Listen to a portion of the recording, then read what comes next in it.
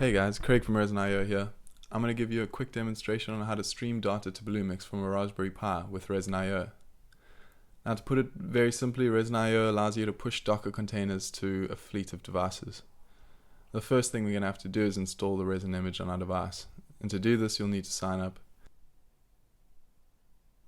Code is pushed to resin using Git, so we'll need to supply our SSH key. I'm going to import mine from GitHub. You just need to enter your GitHub username. And now we need to create an app, and an app is a way to group devices. You can also think of it as a fleet. We'll name it Bluemix and select Raspberry Pi as the device type.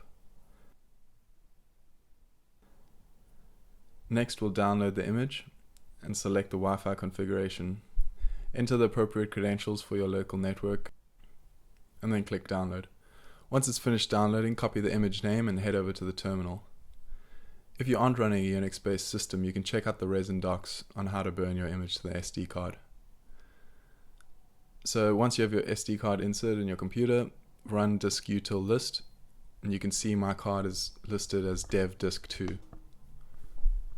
So I'll need to unmount it by running disk-util unmount dev disk 2, and then burn it by running this dd command. You'll need to replace the file path of the image with that on your local machine. And you can get all the commands from this video in the description below. Once the image is burnt, we can insert the SD card into our Raspberry Pi and boot it up.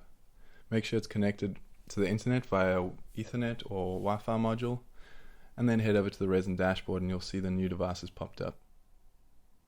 So now we have our device all set up with resin. Let's head over and create a Bluemix instance.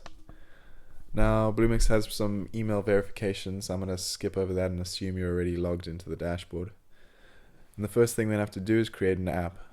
We're going to use some of the boilerplates, and you can find them in the catalog section. I'm going to use the Internet of Things Foundation starter. Select that and create a unique app name. It doesn't matter what you call it. I'm going to call it Resin Bluemix Boilerplate. And that'll send us back to the dashboard. Now we have to add on the IBM Internet of Things service. So we'll go back to the catalog and right to the bottom, and this basically just creates an endpoint for our data stream. Then we need to associate the service with the app that we just created. It'll ask you to restage the application and click through that. Now head back to the application dashboard and you'll see the add-on service we just created. Select it and launch the dashboard.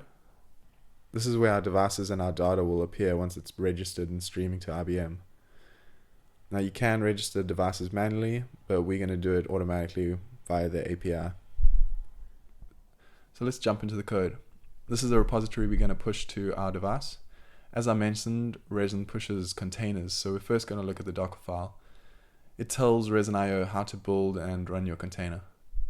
In the first line, you can see the base image we're using, and these come in a bunch of variations for different architectures, but you can get the full list on our Docker registry.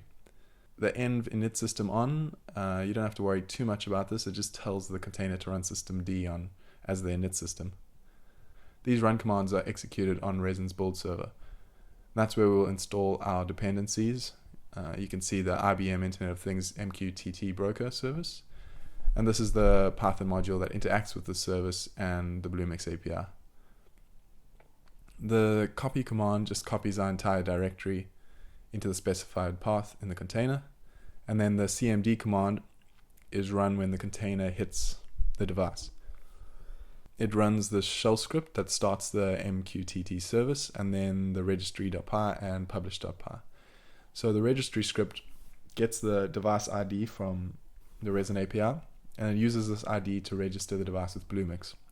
Bluemix then responds with an authentication token, and both of these values are stored as per device environment variables on the device. So it will persist its identity through updates and reboots. Now when we publish the data, we use IBM's Python module, and we're just sending randomized values, but you can replace this with any sensor reading you like. So that's basically it. Let's push this code to the device. It's really simple. First, grab the repository's endpoint and clone it to our local machine. Then we need to add our Resin apps remote endpoint. You can do this by going to your Resin application dashboard and copying the endpoint in the top right. And then you'll run git remote add and your endpoint. And then you can run git push resin master. It'll log the build steps as our servers build your image, and once you see the unicorn, you'll know that the image has successfully been built. So while the container is downloading to our device, we'll need to add some configuration variables to our resin app. Now these are just environment variables to authenticate requests to both the resin and the Bluemix API. If you have a look at the config.py, you can see some of the variables that we'll need. So first we'll need the JSON Web Token, or JWT, to authenticate with the resin API. You can find this in the preferences page on your resin dashboard. Then you'll need an API auth token and an API auth key, and the organization name from Bluemix. To find these values, you head over to your IBM application dashboard and click on View Credentials on the IoT service.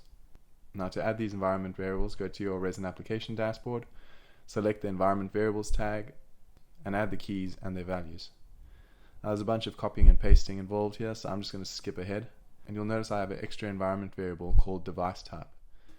Now this is just to categorize your devices on IBM, and I'm going to call it RPi2 for Raspberry Pi 2.